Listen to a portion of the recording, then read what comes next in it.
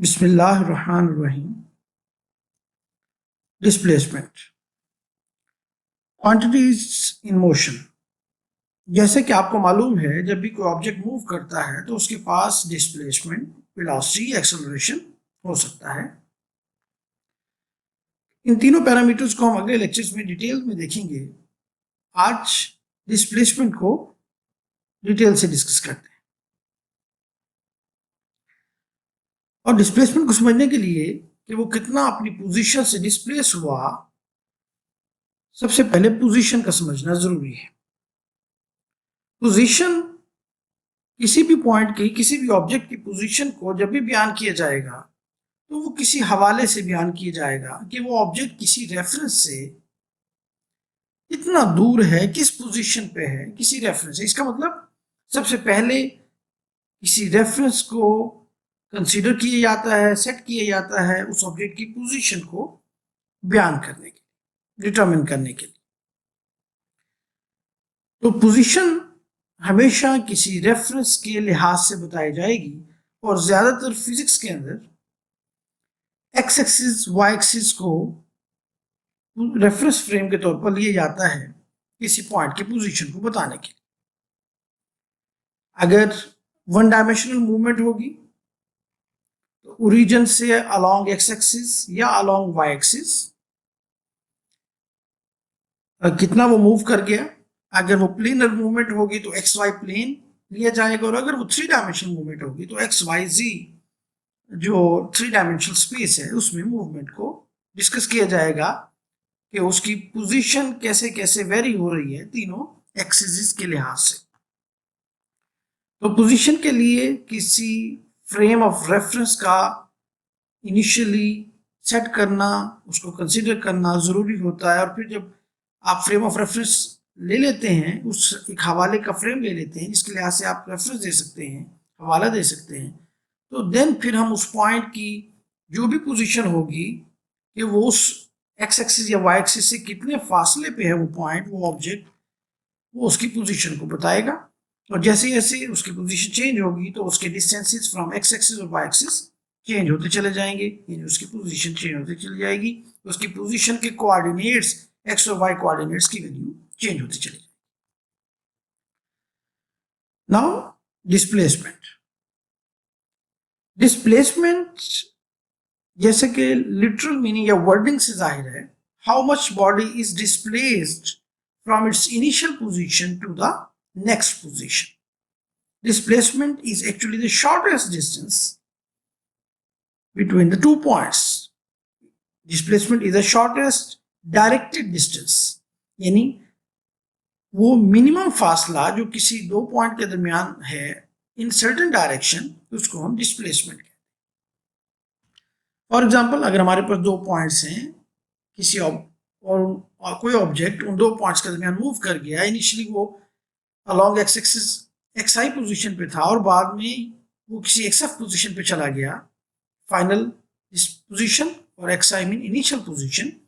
तो कितना डिस्प्लेस हुआ वो आप कैलकुलेट कर सकते हैं डिफरेंस ऑफ पोजिशन से। तो कितना मिनिमम डिस्टेंस आया वो डेल्टा एक्स से जाहिर हो जाएगा in the form of vectors. अगर आपके पास दो पॉइंट्स एक्स वाई प्लेन में है, अलोंग एक्स एक्सिस नहीं बल्कि एक्स वाई प्लेन में है, तो आपको उन दो पॉइंट्स के ए और बी पॉइंट के कोऑर्डिनेट्स मालूम होने चाहिए, जिनसे आप उनकी पोजीशन वेक्टर बना लेंगे, r1 वेक्टर और r2 वेक्टर, जैसा कि यहां आपको फिगर में नजर आ रहा है। अगर आप गौर करें तो r1 वेक्टर इक्वल होगा 4i प्लस 9j के, बिकॉज ये 9 डिस्टेंस है और अलोंग एक्स एक्सिस 4 डिस्टेंस है। और r2 वेक्टर इक्वल होगा 8i, कोऑर्डिनेट से जाहिर है, 8i और 7j।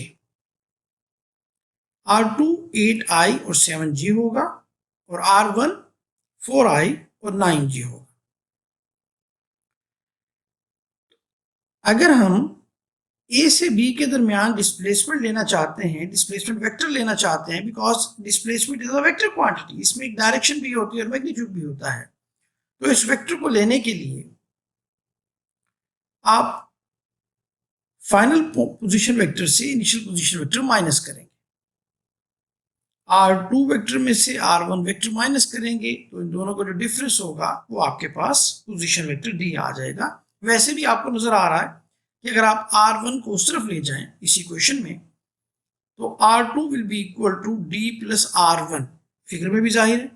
R2 vector head and tail rule से देखें, R2 वेक्टर इक्वल होगा R1 वेक्टर फर्स्ट की हेड के साथ, दूसरे की टेल D वेक्टर, ये जो पर्पल वेक्टर है D वेक्टर, इसकी टेल को ज्वाइन करें तो हेड एंड टेल रूल से आपके पास R2 is equal to R1 plus D। R1 उस तरफ ले गए थे हम, R1 plus D is equal to R2, और R1 अगर इस तरफ ले आए राइट साइड पे तो आपके पास D is equal to R2 minus R1 हो जाएगा। R2 की वैल्यू पुट कर दें, यानी 8i प्लस 7j पुट कर दिया, और R1 की वैल्यू पुट कर दें 4i 9j, नेगेटिव साइन की वजह से साइन चेंज हो जाएंगे, तो रिजल्टेंट वेक्टर आ जाएगा डिस्प्लेसमेंट वेक्टर 4i 8 माइनस 4 4 और 7 माइनस 9 माइनस 2j। और अगर आप और करें तो यहां से नजर आ रहा है कि अलोंग एक्स एक्सिस आपको 4 यूनिट जाना पड़ेगा, 4 मीटर कह देते हैं, 4 सेंटीमीटर कह दें, जो भी यूनिट ले लें।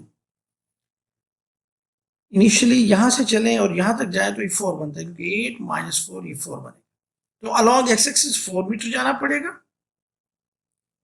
आई के along, I mean along x axis. I एक रिप्रेजेंटेशन है अलोंग एक्स एक्सिस की, और जी रिप्रेजेंटेशन है, जी नाम है। अगर जी नहीं लिखेंगे तो फिर हमें लिखना पड़ेगा अलोंग वाई एक्सिस, तो हमने अलोंग वाई एक्सिस से जान छुड़वाई वो खाली लिख दिया जे, और यूनिवर्सली कंसेंसस है कि आई से मुराद अलोंग एक्सिस होता है और जे से मुराद अलोंग वाई एक्सिस होता है। These are the unit vectors. So 4i and minus 2j means नीचे आना पड़ा, ऊपर नहीं गए। नेगेटिव से मुराद है डायरेक्शन डाउनवर्ड, पॉजिटिव से मुराद पॉजिटिव जे होता तो अपवर्ड। तो ये वाज़ेह नजर आ रहा है कि ये वेक्टर डी वेक्टर हमें हासिल होगा 4i माइनस 2j चलेंगे तो हमारे पास ये पर्पल वेक्टर आ जाएगा।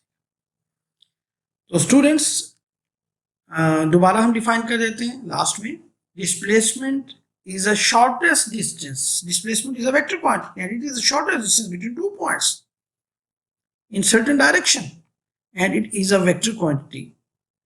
जैसे कि हमने यहाँ शो किया कि डिस्प्लेसमेंट में डायरेक्शन अवेलेबल है, यानी यूनिट वेक्टर्स अवेलेबल है, डायरेक्शन अवेलेबल है, it is a vector quantity. Thank you for watching the video. हमारे लेक्चर्स सुनते रहें और अपने दोस्तों से शेयर करें। कैन कॉलेज वेबसाइट www.cancollege.com पर तमाम वीडियो लेक्चर्स और इनके नोट्स और इनकी पीपीटी स्लाइड्स अवेलेबल हैं, आप वहाँ से डाउनलोड कर सकते हैं। Thank you.